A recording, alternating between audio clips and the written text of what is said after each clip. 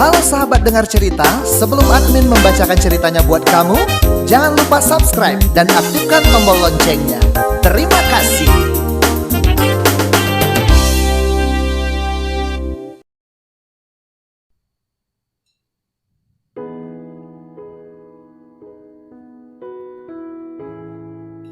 Malako.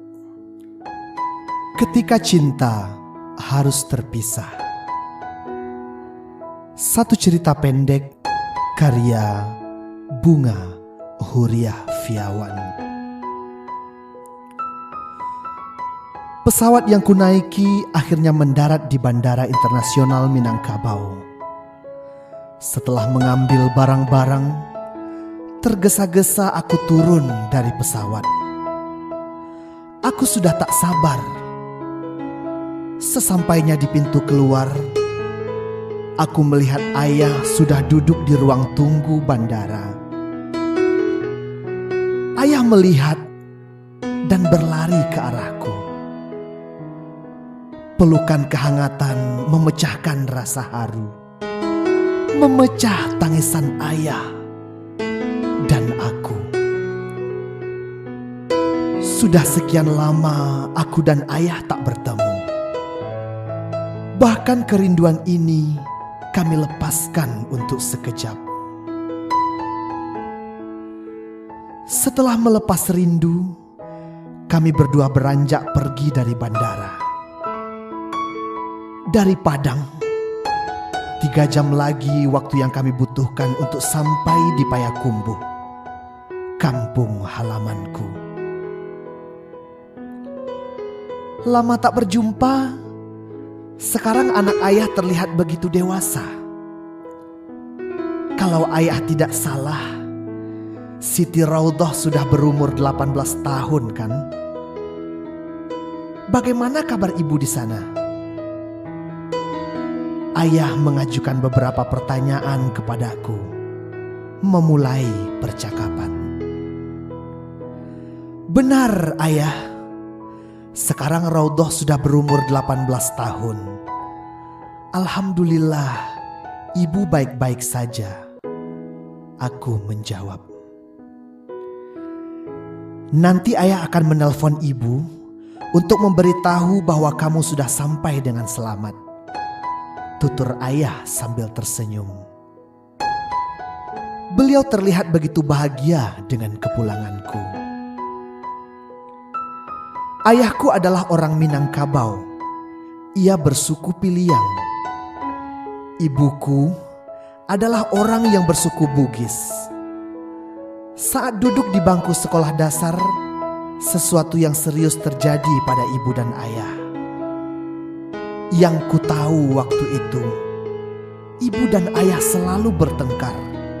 Hingga akhirnya ibu memutuskan untuk membawaku ke Sulawesi, kampung halamannya. Belakangan baru ku ketahui, ibu dan ayah tidak lagi cocok mengarungi hidup ini sebagai pasangan suami istri. Entah apa sebabnya, sampai sekarang aku tidak pernah menanyakan. Kepulanganku adalah sebuah anugerah bagi ayah. Bagaimana tidak? Hampir 10 tahun kami tidak bertemu. Hati mana yang sanggup menahan kerinduan selama itu? Sudah 10 tahun sejak kepergianku ke Sulawesi. Tidak banyak perubahan yang kulihat. Sawah-sawah hijau masih tetap luas terbentang. Barisan gunung yang menjulang tinggi. Sungguh pemandangan yang sulit dicari tandingannya. Gonjong rumah gadang juga masih terawat keasliannya. Nuansa Minangkabau yang telah lama tak kujajaki.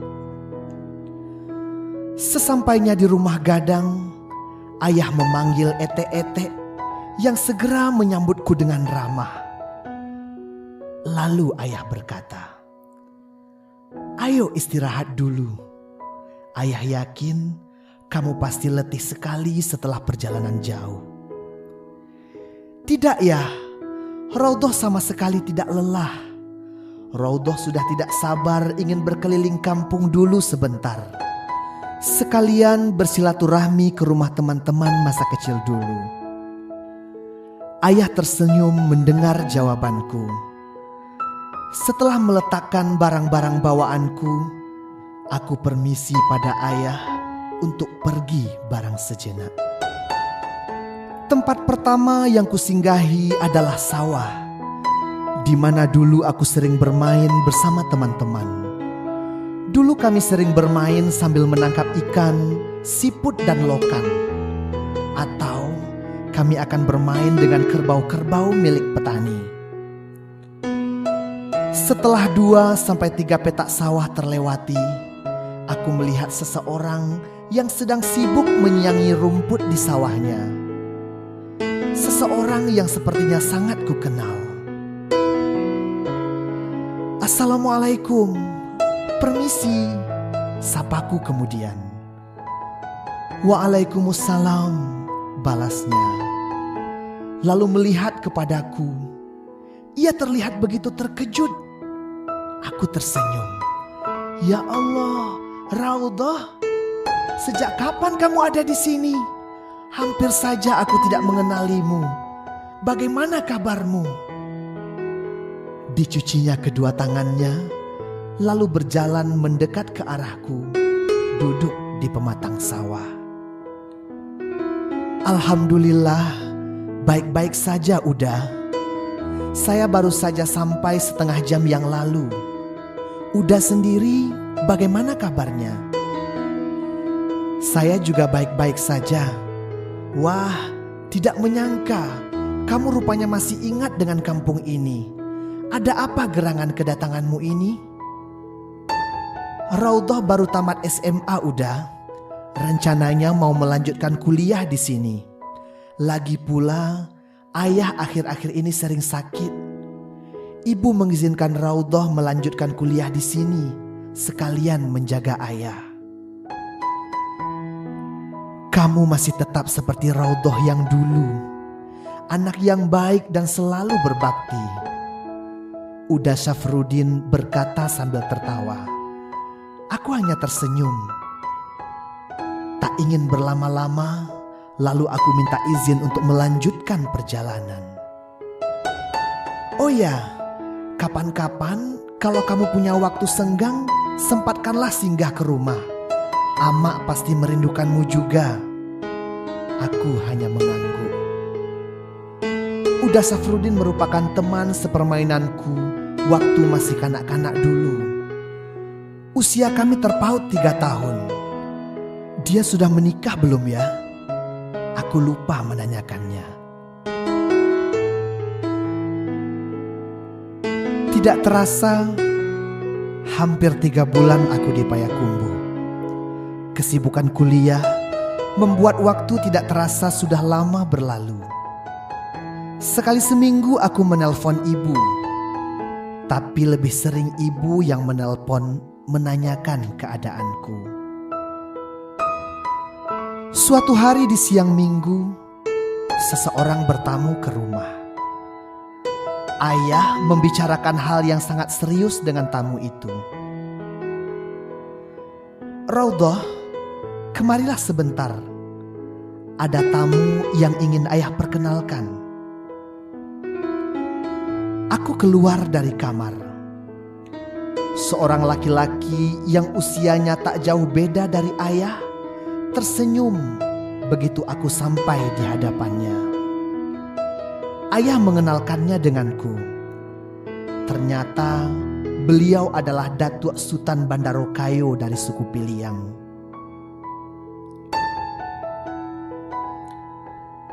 Jadi, seperti yang Ananda telah ketahui, keputusan adat Minang juga harus kita patuhi. Mau tidak mau, Ananda harus mencari mama untuk dapat memperoleh status adat Minangkabau yang jelas. Bagaimanapun juga, di tubuh Ananda juga mengalir darah Minangkabau. Jelas Sang Datuk menjelaskan kepadaku. Aku masih bingung belum begitu paham dengan isi pembicaraan kami. "Mengapa harus begitu?" tanyaku. "Di setiap tempat itu ada adatnya. Sama halnya dengan adat di kampung kita ini. Seseorang yang hidup di ranah Minang pastilah mempunyai mama. Jika tidak, maka dia bisa dicarikan seorang mama. Ini demi berlangsungnya kehidupan masyarakat yang beradat di kampung kita. Nantinya, jika Ananda ingin berkeluarga, maka peranan seorang mama akan sangat menentukan. Karena itu, sebaiknya keputusan ini Ananda setujui untuk memperlancar segala urusan." Mencari suku yang ingin mengadopsi sebenarnya bukanlah masalah besar bagiku. Karena aku sendiri juga tidak terlalu mengerti betul tentang adat istiadat Minangkabau. Apalagi aku lebih lama tinggal di Sulawesi. Tapi seperti kata ayah, kami hanya tinggal menuruti beberapa rentetan upacara yang akan diatur oleh datuk-datuk nantinya. Jadi aku hanya akan menurut saja. Dima bumi dipijak, di situ langit dijunjung. Dima ayah disawak, di situ adai disanjung. Mungkin pepatah ini persis seperti keadaanku sekarang. Dimanapun aku berada, aku harus menghormati adat yang telah ada. Atau lebih tepatnya, aku harus beradaptasi dengan lingkunganku yang sekarang ini.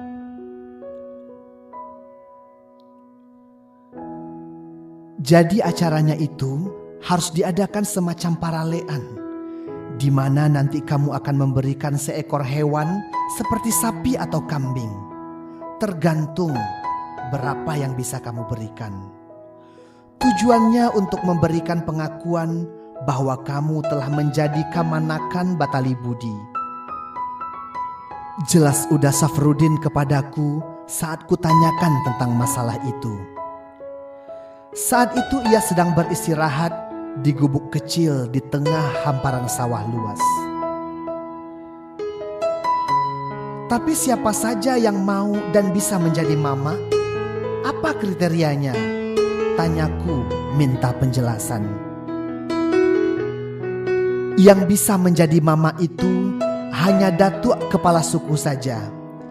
Jadi kalau kamu mau diadopsi suku Piliang, kamu harus memusyawarahkannya dengan calon mama dari suku Piliang. Tapi menurut adat, karena ayahmu bersuku Piliang, maka kamu dilarang untuk masuk ke dalam suku ayahmu. Itu berarti saya harus memilih suku yang lain." "Ya," ucap Safrudin sambil tersenyum.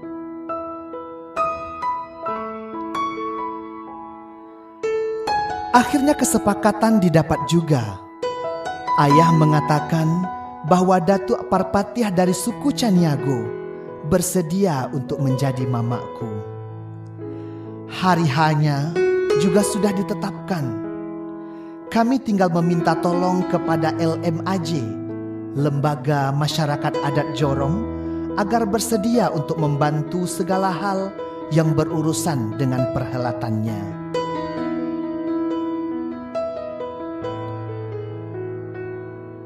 Hari H tersebut datang.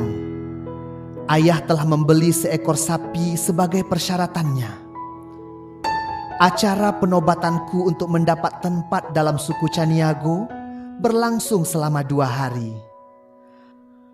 Hari pertama, sapi yang kami persembahkan kepada Datuk Parpatiah disembelih. Hari kedua, kami mengadakan perhelatannya sebagai acara puncaknya. Di sana seluruh kerabat, dunsana, serta para datuk berkumpul untuk menyaksikan serangkaian acara ini. Para tamu dihidangkan makanan yang berasal dari daging sapi yang kemarin telah disembelih. Pada puncak acara, Datuk Parpatiah beserta Bundo Kandung mengumumkan tujuan pelaksanaan acara ini. serta memohon doa restunya atas bergabungnya aku menjadi warga suku Caniago. Kami sengaja mengundang Niniak Mamak Jodunsana pada acara hajatan ini dengan tujuan mengangkat Siti Raudhah menjadi kemenakan dari suku Caniago. Dengan begitu, berarti Siti Raudhah telah menjadi kemanakan Batali Budi bagi kami. Kini ia adalah sama seperti kemanakan-kemanakan Datuk Parapatiah yang lainnya, ungkap Datuk Parapatiah seusai acara makan bersama. Maka mulai sekarang, aku adalah bagian dari suku Caniago. Kehidupanku sebagai orang Caniago kini dimulai. Tak ada satupun hal yang berubah.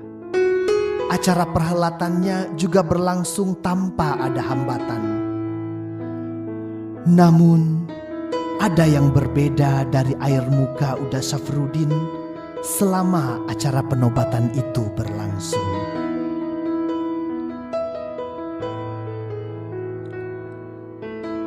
Ayah mengetuk pintu kamarku saat aku sedang duduk di atas tempat tidur. Sikap Uda Syafruddin tempo hari masih menjadi tanda tanya bagiku. Raudhah, ada yang ingin bertemu. Siapa ayah? Tanyaku penasaran. Wajah ayah tampak tak bersemangat. Kamu temui saja. Ayo keluar kamar.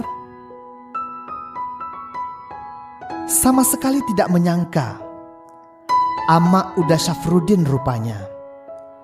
Wajahnya kelihatan tegang. Aku segera memburunya, mencium kedua tangannya.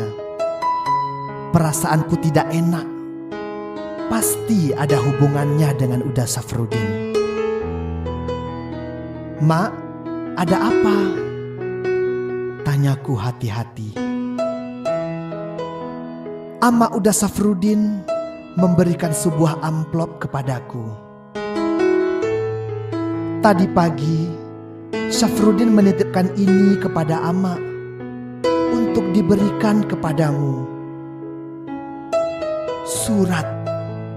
Mengapa Uda Syafruddin memberiku surat? Bukankah setiap hari bisa bertemu?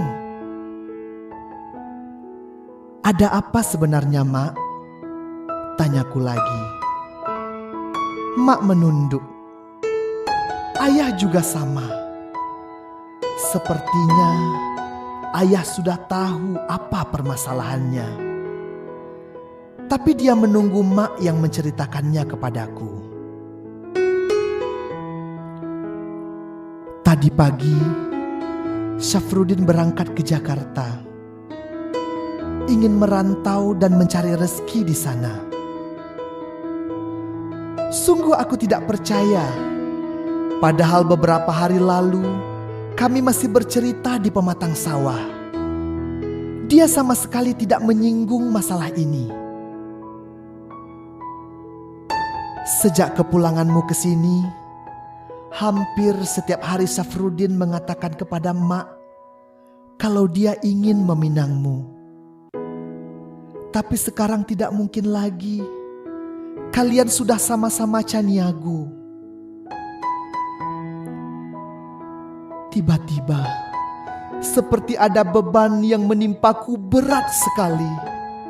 Dadaku tiba-tiba terasa sakit. Kurobek amplop surat di tanganku. Sebuah bulir bening kemudian mengalir di pipiku tak kala membacanya. Lalu ku peluk emak dan menangis sekuat-kuatnya. Ketika cinta harus terpisah, Malako